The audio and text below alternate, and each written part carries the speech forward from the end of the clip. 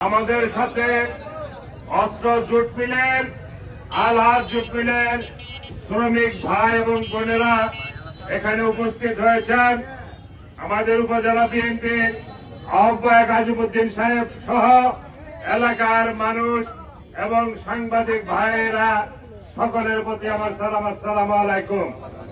এই রাস্তাটা ক্লিয়ার, সাংবাদিক ভাইরা না করে দীর্ঘদিন যাবৎ বন্ধ।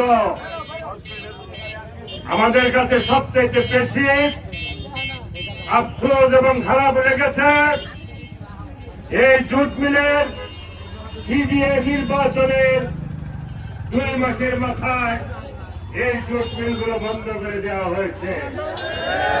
কিন্তু যারা সিডিএতে ছিলেন, যারা বিগত সরকারের সময়ে দায়িত্বে ছিলেন, তারা এই জুট মিল খোলার ব্যাপারে একটা মানববন্ধন, একটা স্মারকলিপি, একটা অবস্থান কর্মসূচি তারা কোন জায়গায় পালন করেন না। তাতে প্রমাণিত হয়েছে আলহাজ জুট মিল বন্ধের পিছনে সরকারের চক্রান্ত, সরকারের হাত, সরকারের হাতের সাথে এই সরকারি দল আলহাজ জুট মিলের যারা নেতৃবৃন্দ ছিলেন এবং সরিষাবাড়ির যারা আওয়ামী লীগের লোক ছিলেন তারা জড়িত থেকেই আলহাজ জুট মিল বন্ধ করে দেওয়া হয়েছে। আমরা আবার রাস্তায় নেমেছি শ্রমিক ভাই বোনদেরকে নিয়ে, এলাকাবাসীদেরকে নিয়ে রাস্তায় নেমেছি। অবিলম্বে আলহাজ জুট মিল খুলে দিতে হবে। অনেক পাইতারা করে জুট মিল বিক্রি করে দেওয়া হয়েছে।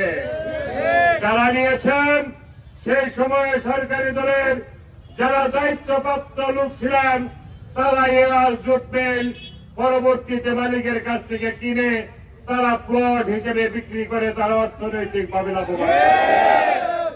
এই দেশ দুর্নীতি করে হাজার হাজার কোটি টাকা লুটপাট করে বিদেশে পাঠিয়ে আলহাজ জুট মিল, এয়ার জুট মিল, যমুনা সার কারখানা সহ সরিষাবাড়ির এবং বাংলাদেশের চালু মিলগুলোকে ষড়যন্ত্রমূলক ভাবে বন্ধ করে দেওয়া হয়েছে। পার্শ্ববর্তী দেশের স্বার্থকে রক্ষার জন্যই এই জুট মিলগুলো বন্ধ করে দেওয়া হয়েছে।